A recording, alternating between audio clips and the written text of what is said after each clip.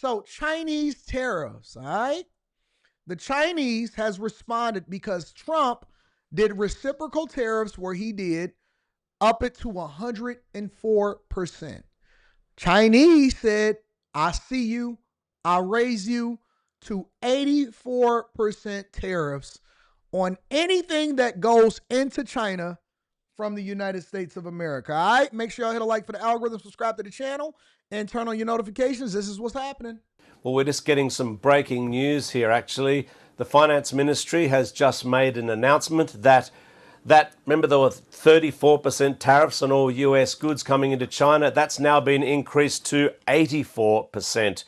An 84% hit on all US goods coming into China. Obviously, that's a clear blow to every US company wanting to sell into this huge market. It no doubt is going to send more shockwaves through, I would imagine, the markets, especially in the US. But like I say, especially hurting any American company wanting to sell into this market.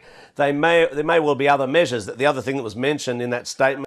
Let me ask y'all a question, because I would imagine that almost every Chinese company is selling or trying to sell to the United States of America or selling to the world. I would imagine it. China is depending on the world and the United States of America because, let's be clear, the United States is China's biggest selling partner. They're China's biggest trade partner. Have you realized that we're the biggest trade partner to all of the different countries in the world? We're the biggest trade partner to Canada. We're the biggest trade partner to China. We're the biggest trade partner to Europe. We're the biggest trade partner to India. We're the biggest trading partner to all countries, small, big, everything. But here's the thing. It's lopsided. It's 92-8. It's 92-8. We're looking to break into a market, and we've been looking to break into the same market for the last 40 years, and they've broken into our market. And so it's a 92-8, but we're the biggest trading partners. So they are exporting all of their products out into the world, and then we're importing all of their products into the United States of America because we're the biggest consumers, right? And I've explained this yesterday, so this should not be new news. For all of you that didn't watch it, make sure you go back. I got it time-stamped on yesterday's live stream. You can watch it, or you can wait for it to get clipped up and be released to you. But here's the fact of the matter is, you said China ain't no small fish. That has nothing to do with the price of tea in China. It doesn't matter how big they are if we were never interdependent on them in order for us to be successful in the first place.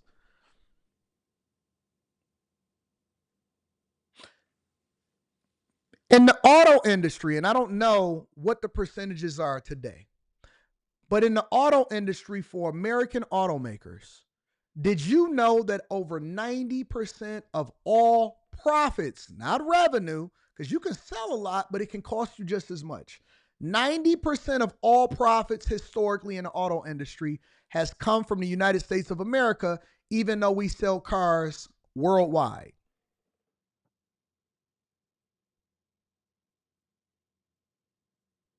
%90 of all vehicles, all of the revenue, all of the profitability that comes into American companies historically has been from the United States of America. So we are ramping up volume. We then put in incentives for them to buy our vehicles. They then make sure that they mess it up, or they do little things to make sure that they sabotage it. They incentivize their people only buy Chinese just so they can pretend like they're a fair trading partner when they have been treating our companies like trash. You don't see anybody saying, you know what, I sell a lot of goods over to the Chinese. The Chinese is buying all of my stuff in their country. It don't hit the same. For people trying to break into the Chinese market, who have you ever heard? Who? Name one company that is trying to break into the Chinese market that get the overall majority of their profits from Chinese consumers. They keep telling us, oh man, they got over 440 million cars on the road. Oh man, they got over 1 billion people in China. Okay, so how does that benefit me? How does that benefit me?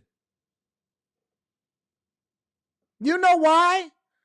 It doesn't benefit me because we don't sell anything over there. So the thing that we need to focus on is becoming interdependent on our own infrastructure, on our own industry.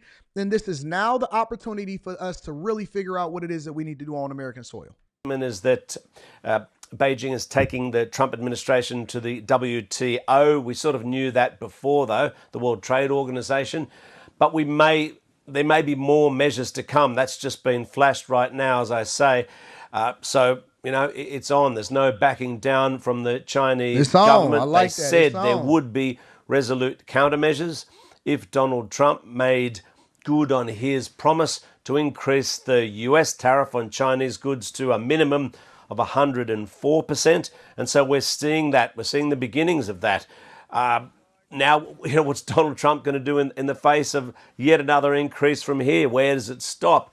I mean, the Chinese government, for example, has been saying over the last couple of days that from its point of view, the Trump administration has shown no inclination whatsoever to enter into negotiations. Today, via its sort of proxies, I suppose, state media reporters on their social media platforms, it's been kind of ridiculing the fact that other countries are going with the begging bowl to Washington and saying, oh, please, Donald Trump, can you take these tariffs off us? They're saying this is playing right into Donald Trump's hands, that actually he wants to pick off countries one by one. And the contrast that's being made here is that Beijing says it supports multilateral trade efforts whereby rules apply to everybody. And, there would be some sympathy for that, especially in Southeast Asian countries, developing countries like Laos, Cambodia, Vietnam. They've been hit very hard by tariffs from the US. And funnily enough, in a meeting today, Xi Jinping said that China has to increase its trade with, guess where? Its neighboring countries, those very same countries. So you can see that they're trying to make something good out of the trade chaos that's coming, from this onslaught from the Trump administration. Yeah, I mean, that news literally coming into you as we asked you that question, Stephen. We're just going to keep you there for a second, but show you the DAX, the German index there, because you can see on the screen as that news just came in. Crush everything. Shut it all down. Mess up every market. Mess up all of the money. Yes, mess it all up. Mess it all up. Make it a buying opportunity for us. Shut it all down unless it benefits us. What purpose do we have here? You want me to just show up for free to your party? You want me to bring all of my audience over to your party? Nah, we not doing that. We shutting everything down. I start tariffing people. You don't notice it. I didn't announce it, but I started tariffing people a long time ago, 100%. People used to hit me up. They used to take advantage of me. I'm not going to go into detail. No. I'm not going to talk about it at all because it is what it is, and we dealing with it accordingly. I've been the one selling all of the tickets. I've been the one going to all of the events. Everybody that show up, they show up as a result of me. And I be like, so how does this actually benefit me and my people? You know what? Tariff. Shut it all down. Shut it all down. I believe in tariffs. I believe my price is my price now. My price is my price. No more handouts. No more subsidizing other. Listen, the last thing I want anybody to say is, you know what? You a real one for that.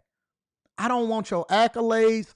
I want your money. I want your moolah. I want this to be no more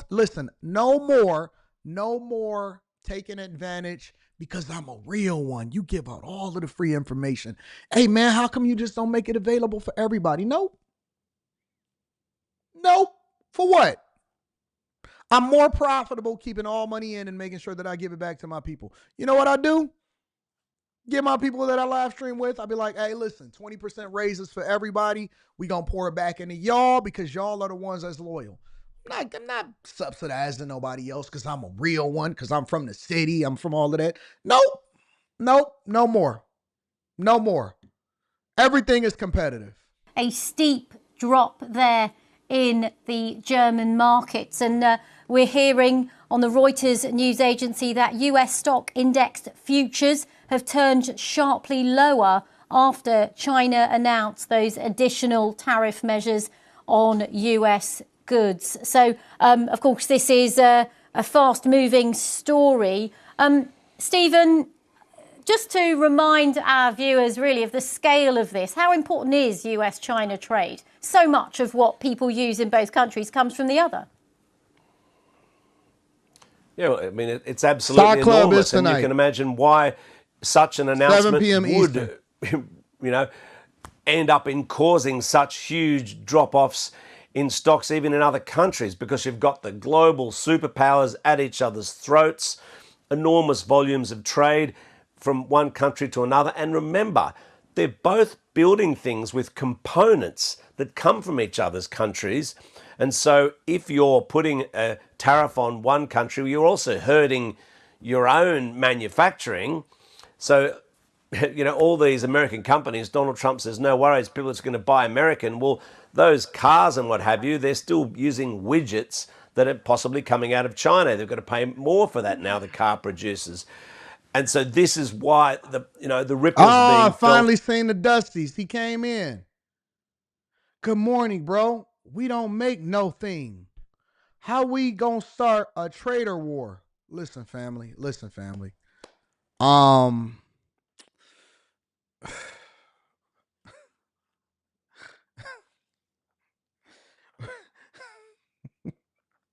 Where do I start? Well, listen, how about this? I'm going to revisit that, and I'll answer it after we get done looking at the video, okay?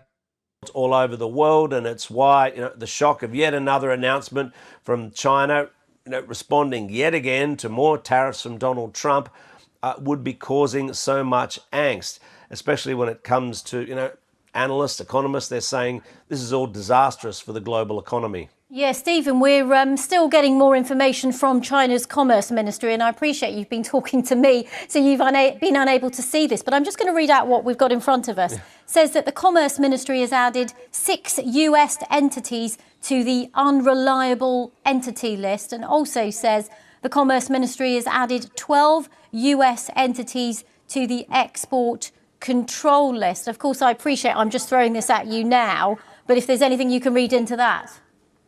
What y'all tell me this? Help me to understand this. What products do you feel as though you need from China in order to make sure that your life, what part of your life stops if we no longer consume all of the garbage that we get over from China, including Fenty? Let's not forget that. Let's also not forget all of the people that they killed by continuing to ship products in here that we do not need. I did a video the other day, and it was so funny because I dropped it kind of sort of in the late night, in the middle of the night. I dropped it in the middle of the night. And it was of Charlie Kirk, and he was debating with a black woman on the campus. And she was debating with him about whether or not black people or whether or not white people are racist toward black people in all of the state of the country and Donald Trump and all of this stuff. And one of the things that she asked him was, do you think, and I'm trying to summarize it here. She said, do you think that black people have been placed at a disadvantage historically, not today, but historically based off of the things that the federal government did? And Charlie Kirk said, no, for the most part, as far as today. And he was like, she said, well, what about the government's role in planting drugs and all of this stuff inside of the community and stuff? And Charlie Kirk says, well, no, because the government didn't make you take the drugs. And I thought that was one of the most disingenuous things. I've never seen Charlie Kirk stumble in this way. And I thought it was very disingenuous. And when I dropped the video and I said, nope, two things can be true at the same time. We need to take ownership and responsibility and not run in the Victim Olympics. Just because they put it in front of your face doesn't mean you have to take it. But you can't deny the fact that the federal government, they planted the drugs. They flooded the communities with these drugs. Yeah, it was y'all decision of whether or not you take it, but does that remove the government's responsibility for how they continue to pour drugs over from other countries, and the CIA played a role in filling your communities with drugs? Two things can be true at the same time. 100%. And you know what people said inside of the chat? No, Anton, you wrong. It's all on us. It was 100% on the community to not take the drugs. I said, okay, cool. Well, if that's the case, then why are we so fervent in trying to remove fentanyl from coming across our borders? Why were we so gung-ho about making sure that we held pharmaceutical companies accountable for the opioid crisis? Why were we so gung-ho about all of those things? How come it was such a pandemic when it came to meth heads and it's starting to infiltrate communities outside of the black community, and the government's role and the pharmaceutical companies and all of this thing? How come y'all are making sure that y'all stopping China from sending fentanyl over here if it's our choice of whether we use it or not? The people were sitting there so mad at me. So mad at me. Listen, just because I have to be responsible for my actions does not mean that you are not responsible for putting it in there in the first place. 100% two things could be true. 100% two things could be true. I have to fight off the temptation, but it doesn't mean that you're supposed to put it in front of my face. What do you mean? Some of these kids came out as crack babies. They came out suffering, addicted to crack because of the things that was planted in them before they was ever born. I try to empower people to overcome your circumstances and not make excuses, because making excuses is not going to help your situation. So that's why I push people so hard. But two things absolutely can be true at the same time. And if not, then why are we so gung-ho on holding China accountable for the Fenty that they continue to push over here illegally?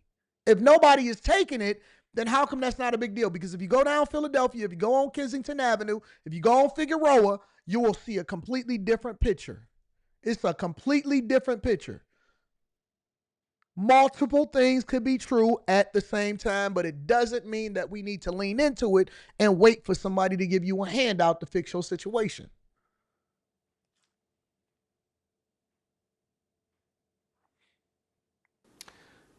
Well, this is what happened last time.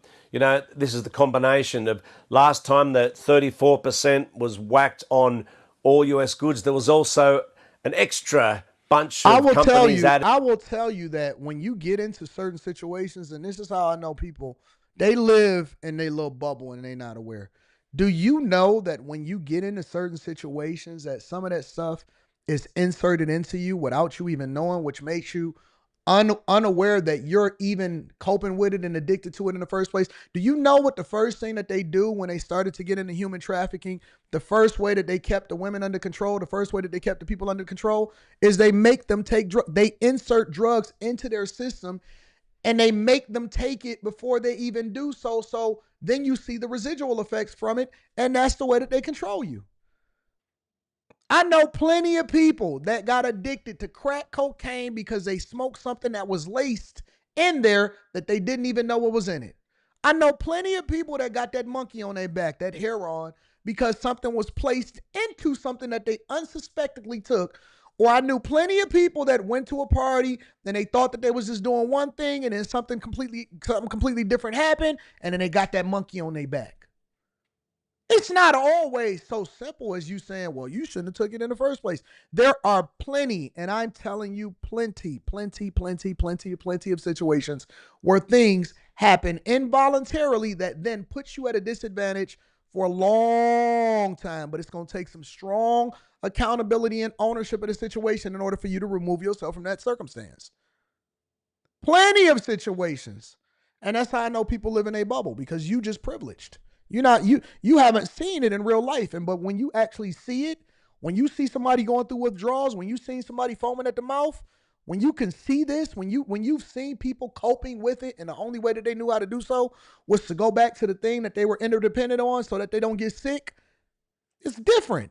It's a whole nother different circumstance. To this unreliable trading list. Now, normally that's someone who is either change your environment so you're not involuntarily in those situations. Yeah. Okay, so you're telling a child that's 11, 12, 13 years old to change their environment so that they're not in those situations. Are y'all listening to yourself? Are you listening to yourself? You can't have a child change their environment. That's why they call them crack babies. doing some sort of trade that involves Taiwan or Hong Kong or something that's upset Beijing, and so they're using that as an excuse to whack these companies onto those lists, and basically that blocks you from trading here, and it could see the people involved in that being sanctioned by Beijing if they try to do some sort of a trading with China. But what China has done, though, because it hasn't, there's more Chinese trade going into the US than the other way. So what's Beijing going to do? It can't exactly match the overall hit on tariffs, so it'll cherry pick things that it decides might really hurt the US, especially hurt into Donald Trump's heartland. That's why they struck last time at the agricultural sector.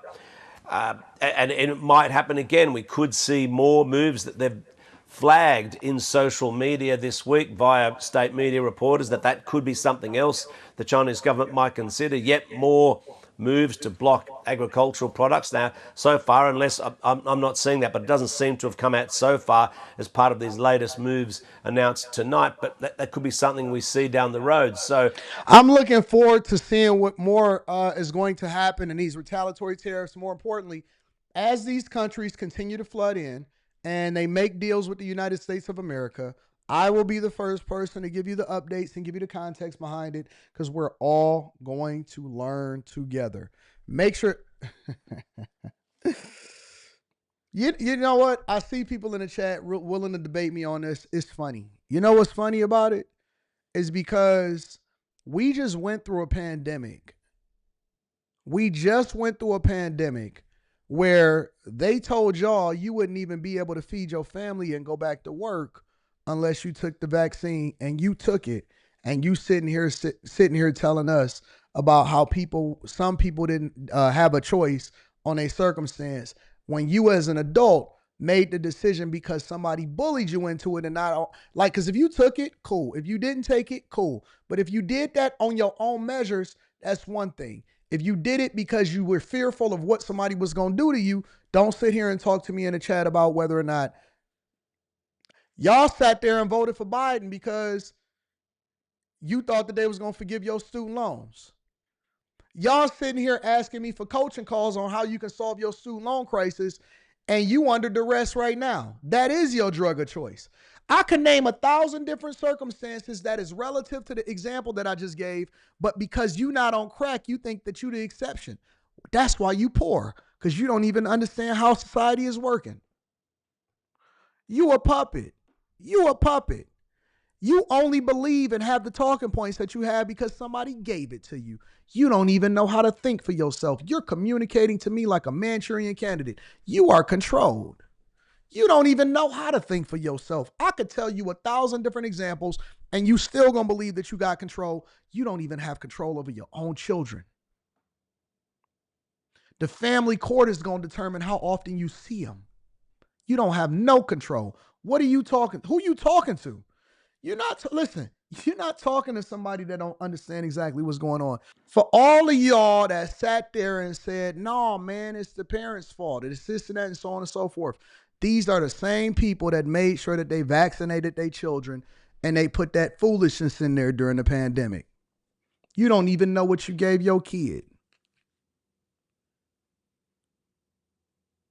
You don't even know what you put into your kid. The same people talking is the same people that made sure that they put that poison inside of their children and then they sent them to school.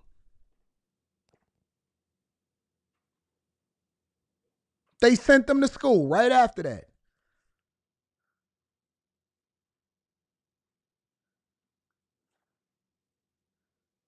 Y'all want to know what else I was saying?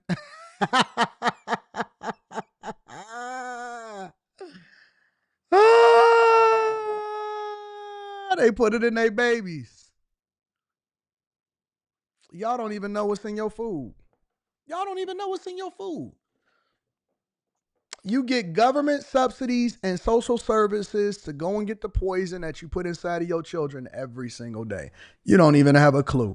You don't even know. You don't even know how to read the label. You don't know what's on the back of your food. Your water ain't even regular water, bro. Your water is not even regular water, broski.